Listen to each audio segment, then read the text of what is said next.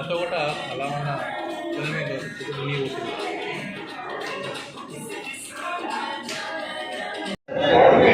কত করে সব লিখা নেই লিখা নেই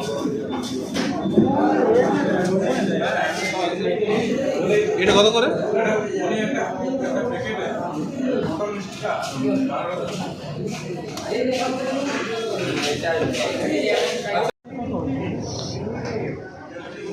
হ্যালো বন্ধুরা, কেমন আছো তোমরা? আশা করছি বেশ ভালো রয়েছো। যে যেখান থেকে দেখো না কেন, তোমাদের সবাইকে এই গরমের মধ্যে সুস্থতা কামনা করি। ভালো থেকো। আর তোমাদের সবাইকে জানায় বাংলার শুভ নববর্ষ। এই বাংলার নতুন বছরে আমাদের নতুনভাবে পথ চলা শুরু করলাম। বাইরের খাবার হোটেলে সাথে মিষ্টি নিয়ে এই তো আমরা বাড়ি ফিরছি। আমাদের বাড়ি যেহেতু শহরের ছোঁয়াও রয়েছে, গ্রামের ছোঁয়াও রয়েছে, তাই প্রথমধ্যে অনেক কিছু দেখা গেল। পোষ্য ছাগল, গরু, ভেড়া এইসব ঠেলে সন্ধ্যা নেমে এলো আর আমাদের গন্তব্যে আমরা এগিয়ে চলছি। আর এই বাড়ি ফেরার পথে দিয়েই চলতে চলতে অন্ধকারও নেমে এলো। দেখতে দেখতে বাড়ি খুব কাছে এসে পৌঁছলাম বলতে একদম কাছাকাছি নয়, অনেকটাই দূর রয়েছে, কিন্তু পরিচিত এলাকা তো তাই মনে হচ্ছে এই পৌঁছে গেলাম। অনেকটাই দূর যেহেতু সেই সকালবেলায় জার্নি, আর ফিরতে ফিরতে এই যে রাত হয়ে গেল। একটা ভেতরে আনন্দ তো রয়েছে, অনেক দিন বাড়ি আসিনি, সাথে দূরত্বের জন্য টায়ার্ডনেস। গরমকালে তো বুঝতেই পারছো কেমন টায়ার্ডনেস, সারাদিনের জার্নি, মাঝখানে আমি যোগ হয়েছি। বাপিদের জার্নিটা আরও বেশি, কারণ তারা অনেক সকালে বেরিয়েছিল 7টার সময়, আর এতটা দূর জার্নি করে চিকিৎসা করে আবার ফেরা সত্যিকারেরই খুবই কষ্টকর ব্যাপার। আর আমার খুব আনন্দ লাগছে, কিন্তু বাড়ি আর কিছুতেই পৌঁছতে পারছি না। বাড়ির লোকের যেমন আনন্দ লাগছে, বাড়ির লোকেদের, সেই রকম আমারও কিন্তু আনন্দটা সেই লেভেলেরই লাগছে।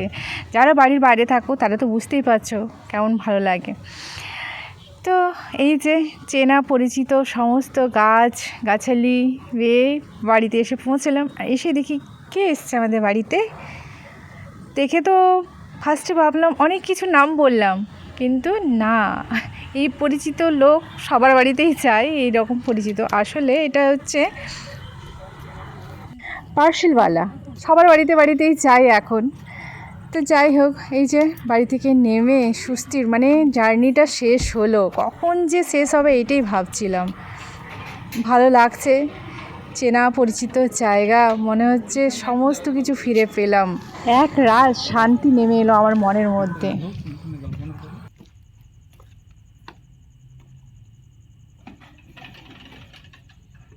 আমার একটা জিনিস ঘটে গেল, হাইজ্যাক হয়ে গেছে, মানে আমাদের মুরগি নিয়ে চলে গেছে। তো ওটাই খোঁজ চলছে, আওয়াজ পেলাম, কিন্তু লাইট তো আমি জানি না কোন লাইটটা কোথায় জ্বলে। এখন জ্বালিয়েছি, এখন আর দেখতে পাচ্ছি না, নিয়ে চলে গেছে মনে হচ্ছে। দেখা যাক, এবার খোঁজ খবর করতে হবে।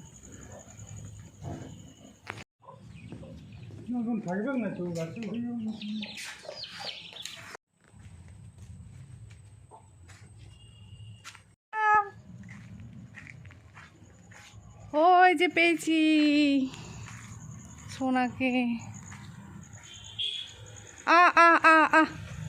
পাওয়া গেছে বড় মুরগি।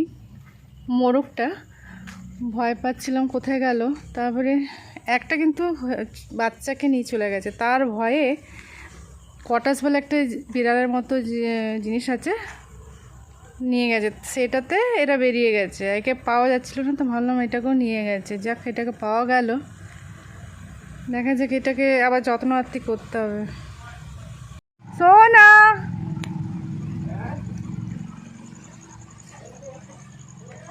সোনা, যা যা যা যা যা যা যা যা যা যা যা,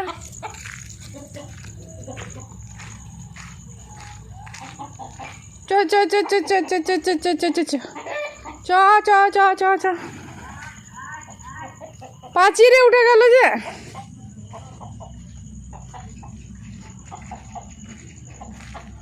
আহ আহ আহ, সোনা, আয় আয় আয় আয় আয়।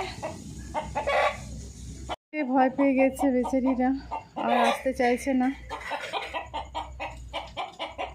ওই রকম জন্তুর মতো জিনিস দেখলে যে কেউ ভয় পাবে। তো এইগুলোকে এখন সুন্দরভাবে তাদেরকে রাখতে হবে। এখনও তো তাদের সুন্দর মতো বাড়ি তৈরি হয়নি না।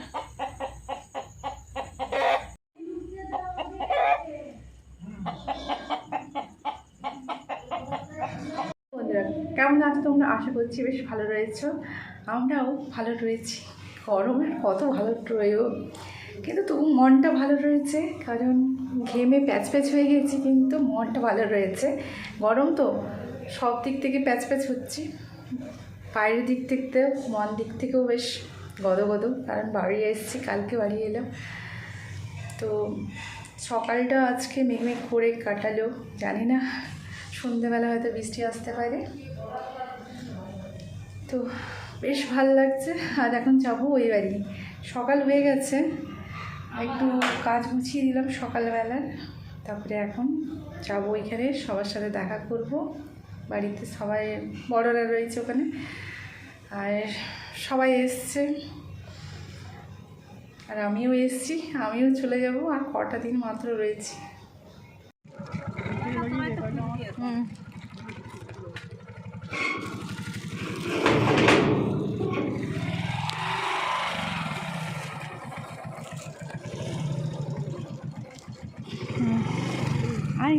আমাকে ভারী হতে পারে।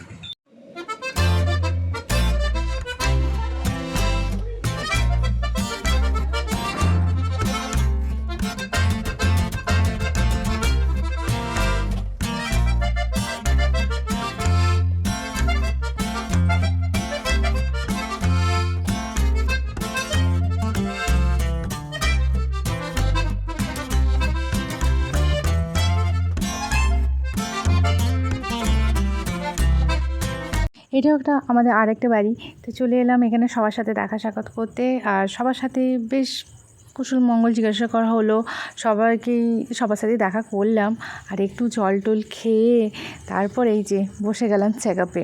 একটা সুবিধা কী জানো, কারণ দিদি হচ্ছে নার্স, তো সেই সুবাদে চলে এলাম। কারণ বাপির তো চিকিৎসা করতে নববর্ষের দিনে তো আমরা গিয়েছিলাম দুর্গাপুরে, চিকিৎসা হয়েছে, তো সেইখানে প্রেশারটা প্রচুর হাই ছিল, দুবার করে যাওয়া হয়েছে। এর আগেও একবার গিয়েছে, তখনও হাই দেখাচ্ছিল, তো সত্যিকারের হাই কিনা তো এখানে চেক আপ করে নিচ্ছে। দিদিও যেহেতু নার্স, সেটা সুবিধা আমাদের কাছে।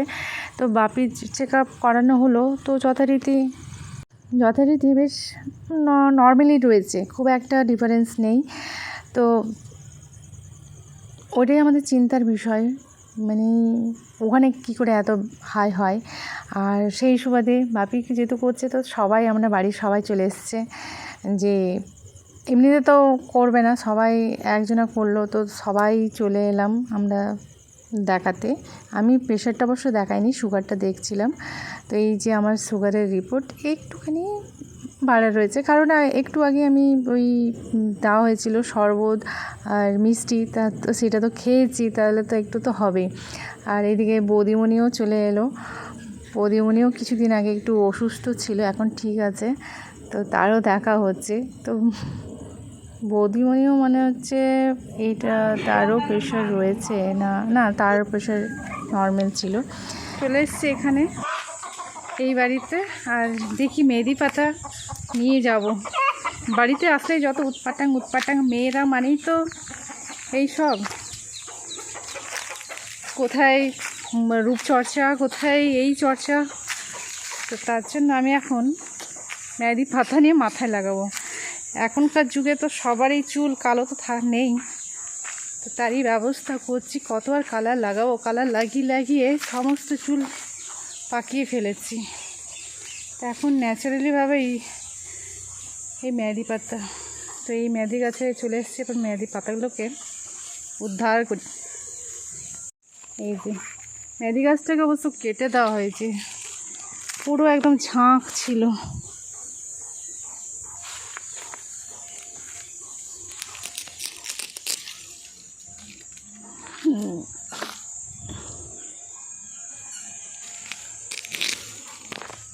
সবার সাথে একটা সুন্দর কাটালাম কি নিজেদেরকে চেক আপ করলাম। তাতে এই যে প্রাকৃতিক জিনিস, এটা হচ্ছে কী গাছ বলো তো? এটা হচ্ছে মেয়াদি গাছ। মেয়াদি পাতা তুলবো। মেয়েরা তো রূপচর্চা করতে বেশি ভালোবাসে, সমস্ত চুল তো পাখি ফেলেছি। তো এখন এতদিন কেমিক্যাল লাগানোর পর মনে হচ্ছে একটু প্রাকৃতিক জিনিস ব্যবহার করি। এই যে মেয়াদি গাছটা অনেক বড় ছিল আগে, তখন তো এত ছিল না যে লাগাবো। বাজারে সেই কুপি মেয়াদিগুলো পাওয়া যেত না, এইগুলোকে বেটে লাগাতাম আমরা ছোটোবেলায়। কত সে আমাদের ডিজাইন, তো সে গোল গোল করে করে ডিজাইন। তো এখন এই মেয়াদি গাছগুলো দেখি এইগুলোকে মাথায় লাগাবো, হাতে লাগাবো না, এখন তো বেরিয়ে গেছে কুপো মেয়াদিগুলো। তো এগুলো মাথায় লাগাবো, তার জন্য একটু পাতাগুলো তুলবো। আর এই যে বাগানটা, ওইখানে দাদু ঠাকুমার কবর রয়েছে।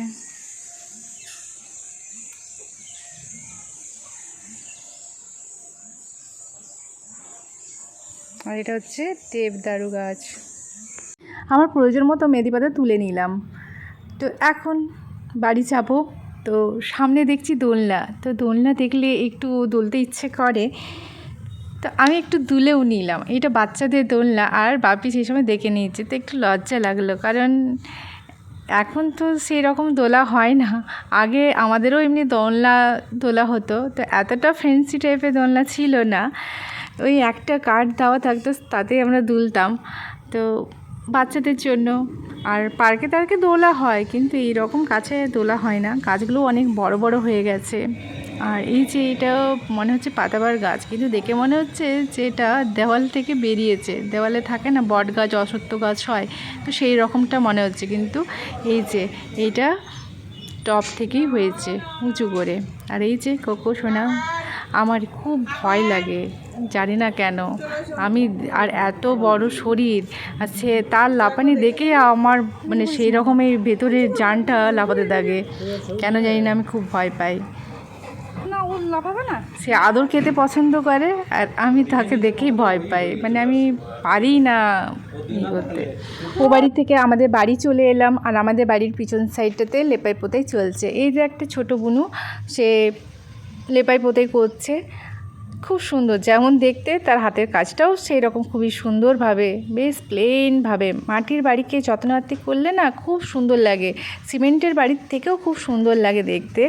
আমাদের ছোটোবেলায় আমরা কিন্তু দেখে এসেছি, আমাদের মাটির বাড়ি ছিল। 80s 90s বাচ্চারা সবাই জানে, তাদের সবার বাড়ি মাটির বাড়ি, এই টালির বাড়ি, এইরকম বাড়ি ছিল বেশিরভাগ। এখন প্রত্যেকটা বাড়ি, বেশিরভাগ বাড়ি এখন তো গরিব মানুষদেরও হয়ে যাচ্ছে সিমেন্টের বাড়ি। আমাদের এই উঠোনটা এখন লেপাই পোতে হচ্ছে, এইটাও পরবর্তীকালে সিমেন্টই করা হবে। কারণ এই যে মাটির বাড়ি, মাটির সমস্ত কিছুই কিন্তু যেমন সুন্দর লাগে দেখতে, সেরকম খাটুনিও কিন্তু খুবই রয়েছে। খাটুনি না হলে দেখতে সুন্দর লাগে কি? আর যত লেপাই পোতে হবে তত দেখতেও ভালো লাগে। আর এখন মাদেরও বয়স হয়ে গেছে, আমরাও থাকি না, কে করবে? প্রায় এইটা 3-4 দিন পর বা 1 সপ্তাহ পর পর্যন্ত ঠিক থাকে, তারপরে আবার যেকে সেই। আজকে দুপুরে মেনুতে কি হয়েছে দেখা যাক, দেখি আজকে দুপুরের মেনুতে কি হয়েছে। কোপ্তা, আসলে কি না আমি নিজেই করেছি সমস্ত কিছু। তো কোপ্তা রয়েছে, শাক রয়েছে এখানে, আর এখানে রয়েছে এটা বাপির কোপ্তা, মানে আলু ছাড়া, আমাদেরটা আলু মেশানো। আর এটা রয়েছে ভেন্ডির তরকারি আর ডালটা মা করেছে, বাকিটা আমি করেছি। হাই বাবু তুই সব ঝোল শেষ করে দিয়েছিস। ভাই বোনদের মধ্যে খুনসুটি তো সবসময় লেগেই থাকে, আর আমাদের মধ্যে একটু বেশি, এত বড় হয়ে গেছি যে এখনও আমাদের মধ্যে ঝগড়া হয় বেশ ভালোভাবে। আর ছোটোবেলায় মানে যদিও আমি তাদের থেকে সবার থেকে বড়, 3 ভাই বোনের মধ্যে আমি বড়, কিন্তু যা ঝগড়া হতো, ভাই লাস্টে কী করতো, সে তো থুতু দিত যখন পারতো না আমাদের সাথে, কারণ ওর থেকে তো আমরা অনেকটাই বড়। কারণ বেশি বললে সবার কাছে মার খাবে, তাহলে থুতু নয় কামড়ানোর চেষ্টা করতো। আর এখন বাপরে, তার তেজ দেখলে এমনিতেই ভয় লাগে। তো যাই হোক, সে ছোটো ভাই বলে ক্ষমাই করে দিলাম। আর এই যে ঝোল তো সে শেষ করে দিয়েছে, এখন আমি তাদের জল দিয়ে একটু ফুটিয়ে নিলাম। আর ঝোল গ্রেভি যত থাকে না তত বেশ ভালো লাগে খেতে। আর সত্যিকারেরই ভালো হয়েছে, এতটা ভালো হবে ভাবতে পারিনি। তোমরা কারা কারা এখনও এমনি ভাই বোনরা ঝগড়াঝাটি করো? আমরা তো এখনও করি, কিন্তু সেই ছোটোবেলাকার মতন নয় যে সেই মারামারি, এই চুল টানাটানি, এইগুলো এখনটা অনেকটাই কমে গেছে। তো এখন সেই জিনিসটা নেই, কিন্তু হট টকিং হয়েছে, এই রাগ হয়ে গেছে। আমাদের এই পরিস্থিতিতে মা বাবা নীরব দর্শক হয়েছে।